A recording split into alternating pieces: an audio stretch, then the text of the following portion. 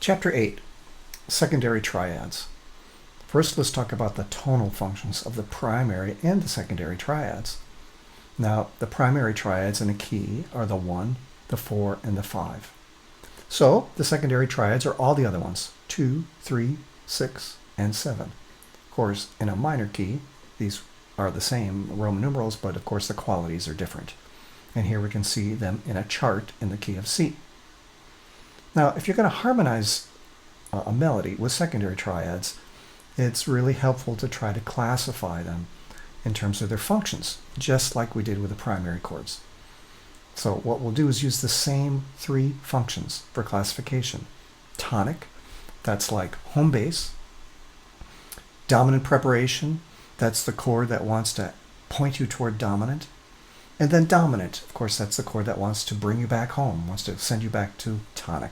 So first, let's look at tonic. And naturally, the main tonic chord, the primary tonic chord that we think about is the 1 chord. Here we see it in the key of C. C, E, and G.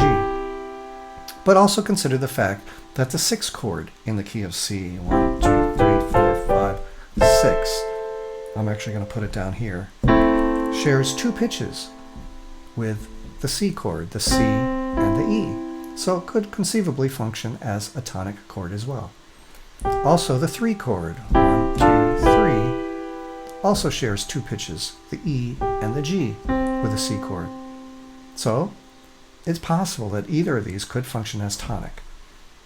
In most cases in music, you're going to see that it's the 6th chord that's the best secondary chord in this function, because it also has the root tone of the 1 chord. Dominant preparation, that's the 4 chord. Now, take a look. The 2 chord has 2 pitches that are the same as the 4 chord. This one, the 2 chord, is going to be the best secondary chord that could also fill the role of dominant preparation. You can see that the 6th chord also has 2 pitches in common with the 4 chord, the A and the C. But that one will be used less frequently as a dominant preparation. And finally, we get to the dominant chord, G, B, D. First, let's take a look at the 7 chord. This one works quite well as a dominant chord because it's got the leading tone actually in the root tone. So this is the chord that you're going to use most frequently in the dominant function, aside from the 5 chord. The 3 chord might also work. It's got 2 notes in common with the 5 chord, but you'll find that that's actually less frequently used as a dominant chord. You've probably noticed that the 3 chord, every time it's come up, I've said, well, it's probably not the most common chord to use. The 3 chord probably has the most ambiguous function of all of the secondary chords. So here's a chart.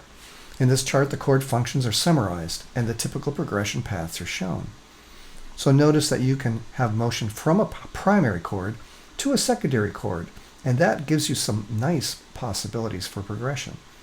So you can see, for example, a 1 chord could move right over to the dominant prep, the 4, and then move right over to the dominant, the 5, and then move back to tonic 1. That'd be really common.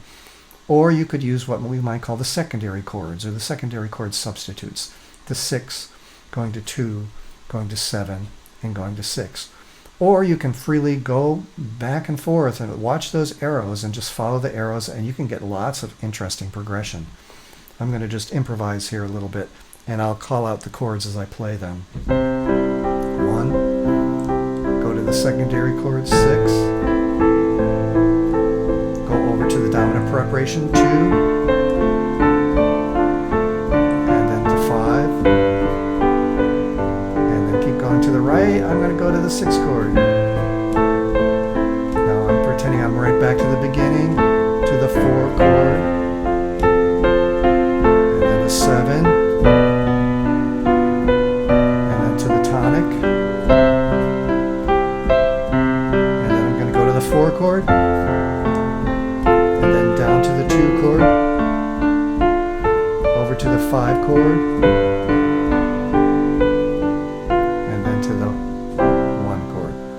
So we could spend all day in this little chart just going from left to right and choosing chords, and you're going to get a lot of nice progressions if you just follow the arrows.